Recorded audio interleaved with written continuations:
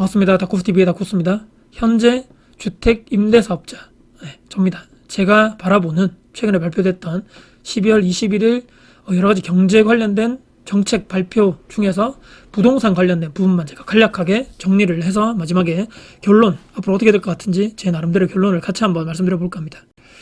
금융 부동산 시장의 여건이 불확실성이 커지는 가운데 부동산 경기 자체도 위축이 된다라고 정부에서는 이렇게 판단을 한 것 같습니다. 특히 저희가 보는 부동산 시장에서 주택가격 하락세가 지속되는 가운데 거래 위축, 일부 지역의 미분양 증가 등의 리스크가 엄청나게 커지고 있다. 부동산 시장의 연착륙을 정부에서는 목표로 하고 있어서 다주택자 그리고 실소유자 등에서 과도하고 징벌적인 부동산 규제를 정상화해서 부동산 시장의 연착륙을 유도하겠다.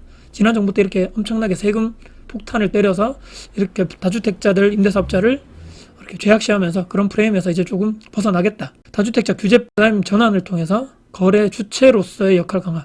이렇게 이번 정부에서는 아마 인식을 한 것 같고요. 다들 이제 여러 가지 영상을 보셨을 겁니다. 저는 자세하게 설명하지 않고요. 취득세를 중과되는 것을 완화해서 딱 50% 정도로 다 낮췄습니다. 양도세도 중과 배제. 그리고 중요한 것은 분양 및 주택 입주권 관련돼서도 양도세율을 20년 이전 수준으로 엄청나게 환원을 했다. 대출도 다주택자 분들 중에서도 거의 주택담보대출이 되지 않았는데 LTV 상한을 30%로 적용을 하겠다라고 됐습니다. 두 번째로 중요하게 나왔던 내용이 민간 등록임대. 예를 들어서 예전에 단기, 중장기 이런 식으로 해서 중공공 임대사업자 이런 식으로 해서 있었는데 그 제도가 최근에까지 폐지되면서 비아파트 관련돼서만 매입임대만 허용됐다가 최근에 복원이 됐습니다. 85제곱 이하에서 아파트로 이것도 같이 예전처럼 이렇게 등록할 수 있도록 다시 이번에 부활을 하겠다라고 한 게 가장 큰 축의 하나인 것 같고요. 여러 가지 인센티브를 적용하겠다 해가지고 이런 취득세 부분도 조금 개선하는 방향. 그리고 여러 가지 계속적으로 내가 10년을 했는데 향후에 15년까지도 확대 적용하는 임대사업자에게는 추가적으로 인센티브 주택가액 여건을 추가해서 완화를 해주겠다라고 일부 다주택자분들께 추가적으로 주택을 매수를 해서 안정적으로 연 5%의 한도 안정적인 전세 임대 매물에 이런 월세 임대 매물에 안정적인 의무 임대 기간 동안에 지금 현재 10년에서 15년까지 확대를 이렇게 하면서 연 5% 이상의 임대료 상한을 걸고 당신은 많이 올리지 말고 적당한 선에서 안정적으로 전월세 매물을 공급을 해줘라. 대신에 정부에서는 여러 가지 이런 취득세, 보유세 관련돼서 나중에 양도소득세까지 세금적인 혜택을 주겠다라고 한 것이 아마 두 번째 큰 축이라고 할 수 있겠습니다. 주택임대사업자인 경우에서 의무기간 준수구를 해야 되는데 여러 가지 이런 해야 될 지켜야 할 의무사항 중에서 여러 가지 의무기간 4년, 8년 동안 계속적으로 임대를 해서 중간에 임대주택을 양도할 수 없다. 근데 똑같은 동일한 임대사업자에게 양도하는 경우에는 이렇게 신고를 해서 하게 돼 있고 위반하는 경우는 주택당 무려 3천만 원에 해당하는 과태료가 부과된다 이렇게 돼 있고 그 다음에 임대차 계약을 유지할 의무가 있다. 중간에 해지, 재계약할 수 없다. 위반 시에 또한 1,000만 원의 후덜덜한 과태료가 있다. 말씀드린 대로 중간에 이게 시설되는 바람에 엄청나게 많은 혼란사항이 있는 거죠. 이것도 아직까지도 지금 이거 뭐 소급 적용하는 게 맞냐 안 맞냐 이게 대법원까지 제가 가는 걸로 알고 있는데 임대사업자는 임대사업이 등록이 말소되는 날까지 임대보증금에 대해서 보증보험에 가입해야 되는데 이것도 참 희한하죠. 보증보험을 보통은 필요한 사람이 가입하게 되는 거고 세금을 떼일 염려가 있어. 그래서 나는 차인분들이 나는 내 돈 내고 내가 허브라든지 그런 보증기관에 내가 내 돈 내서 내가 가입을 해야 돼. 이게 아니고 반반하게 돼 있는 거죠. 그렇기 때문에 이걸 무슨 임대인이 무슨 이거 주택보증보험까지도 가입해야 해서 이 말까지도 엄청나게 지금까지도 시끄러운 이런 사항이 추가적으로 의무사항에 들어갔다. 위반 시에는 보증금의 10%에 해당하는 또 후덜덜한 과태료가 부과된다라고 되어 있네요. 이 방금 제가 말씀드린 내용이 교통부의 임대사업자의 주요 의무사항이라고 되어 있어서 임대차 계약 시, 임대차 계약 후, 기타 이런 사항으로 쭉쭉쭉 되어 있고요. 과태료가 여기 보시면 500만 원, 1,000만 원, 3,000만 원, 임대주택당 3,000만 원 이런 후덜덜한 법적인 과태료가 많기 때문에 한번 내가 지금 세금적인 혜택이 있는데 해야 되나? 이 정말 기회인가라고 생각을 하시겠지만 그에 따른 의무사항도 과태료도 엄청나게 많다는 점을 다시 한번 우리가 생각을 해봐야 된다라고 말씀드립니다. 그리고 추가적으로 예전에는 이런 민간 임대사업자분들께 매입자금, 임대를 목적으로 하는 이런 임대사업자분들께 대출을 하는 이런 제도가 있었습니다. 낮은 금리 2에서 4%의 이런 이자만 내면서 계속적으로 내가 그 주택을 매도하지 않는 이상 계속적으로 내가 할 수 있는 최대 대신에 한도 자체가 낮았죠. 그래서 8년, 4년 이렇게 돼 있었던 기금 대출이라는 이런 상품이 있었는데 이것도 2019년도 여기 보시면 하부에 민간임대주택 주택매입자금이 대출이 중단이 됐다. 그래서 현재까지도 이 대출 상품이 다시 부활한다는 얘기가 이번에도 없더라고요. 많은 분들이 기다리고 계실 건데 이런 부분은 아직까지도 나온 얘기가 없다라는 부분을 부차적으로 제가 드립니다. 결론입니다. 당연히 제가 말씀드린 대로 주택임대 사업자의 시각도 다주택자의 시각이겠죠. 제가 지금 무주택자라든지 1주택자의 그런 포지션이 아니다 보니까 현재 제 나름대로의 주택임대 사업을 4년 이상 제가 운영해온 저의 시각으로 이번 부동산 정책 관련돼서 제 나름대로의 판단을 해보겠습니다.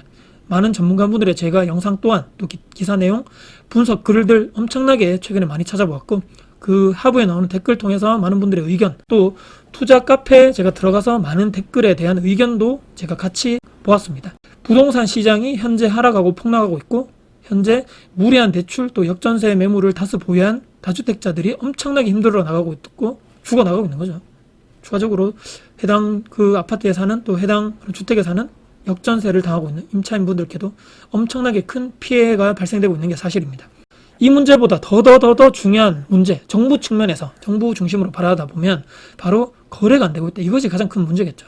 그래서 거래 활성화를 통해서 세금을 정부 측에서는 확보를 해야 된다. 거래 활성화를 통해서 국세를 확보를 해야 될 것 같고요. 각 지방에 있는 지방자치단체에서도 지금 취득세에 포함해가지고 이런 세금이 지방세가 거치지 않고 있기 때문에 거래 멸종 상태를 조금 탈피를 해서 세수 확보에 총력을 기울일 바로 목표가 바로 이번 대책의 핵심이 아닐까라고 생각하고요.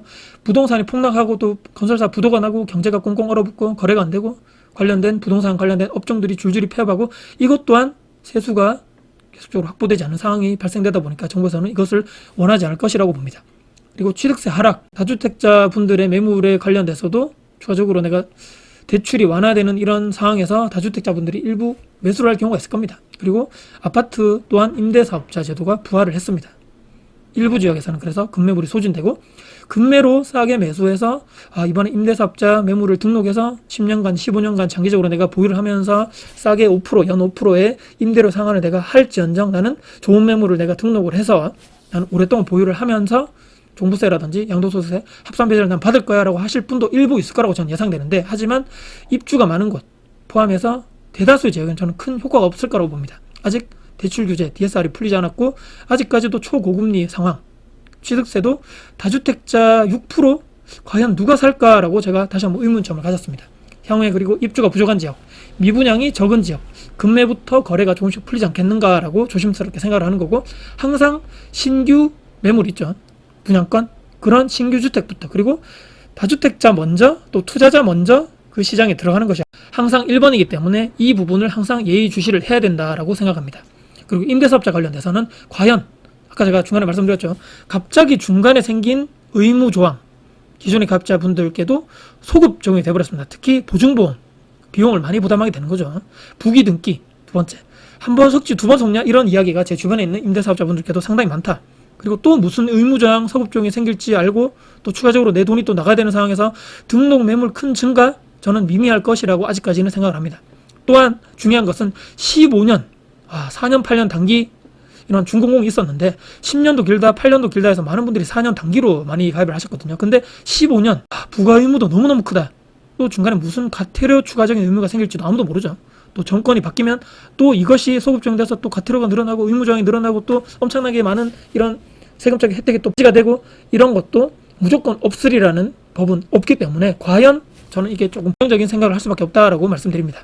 아직은 이 정도 대책으로 부족하다고 생각하고 많은 전문가분들이 서울의 규제지역 해제가 돼야 되고 DSR 완화 또는 폐지 그리고 취득세율 또한 기존대로 1에서 3% 기존 원래대로 가야 한다라고 많은 분들이 얘기를 하시더라고요. 그리고 초급매 이외에 부동산 시장에 크게 반전시킬 카드가 아직까지는 이 정도는 미미하다는 의견이 지배적이고 저 또한 그쪽에 한 표를 던져야 됩니다. 항상 우리는 현장을 나가야 됩니다. 항상 이 데이터는 한 달, 두 달, 한 발, 두 발 늦기 때문입니다. 대책만 보고 다른 사람들의 글 영상에서만 보고 또 공부해서만 끝나면 안 된다. 와 정말 좋은 내용이었습니다. 이게 끝나면 안 되는 거고요. 향후에 내가 내 집 마련 하실 분들 또는 투자할 분들은 투자할 지역이나 투자할 아파트 현장을 나가셔가지고 급매물이 내가 보던 아파트가 소진되고 있는지 그리고 전세 물량이 지금 쌓이고 있는데 전세 물량이 소진되고 있는지, 그리고 전세 가격 자체가 바닥을 찍고 금매가 거래가 되면서 점점 바닥을 다지고 전세 가율이 올라가고 있는지, 그리고 미부장이 소진되고 있는지, 다주택자분들, 타 지역에 있는 투자자들이 들어오는지 현장에 나가셔가지고 소장님들하고 소통하시고 계속적으로 발품을 내가 팔아가면서 기록하시고 계속적으로 내가 이런 것들을 데이터를 정리하는 그분들만이 제가 봤을 때는 금매 정말 좋은 매물을 싸게 잡아서 좋은 그런 투자 가치가 있는 자산을 매입할 수 있는 유일한 분이라고 제가 마지막으로 말씀드리면서, 우리는 현장에 답이 있기 때문에 무조건 현장에 가야 하고, 기초적인 지식 포함해서 정부 정책 관련돼서 주의를 기울이고, 또 많은 분들 분석 데이터, 분석 글 영상을 보면서 내 나름대로 정리도 하시면서 이 축적된 지식을 가지고 현장을 가셔가지고 접목을 시켜서 정말 좋은 매물을 싸게 금매로 잡으셔서 오랫동안 보일 수 있는 여러분들이 되셨으면 하는 바람에서 영상을 이렇게 마무리할 겁니다. 오늘 영상이 여러분께 도움이 되셨다면 구독, 좋아요, 알람 설정, 댓글 주시고요. 영상 주변 분들께 공유될 가치가 되어 사신다면 널리 공유 부탁드리겠습니다. 다쿠스TV의 다쿠스였습니다. 감사합니다.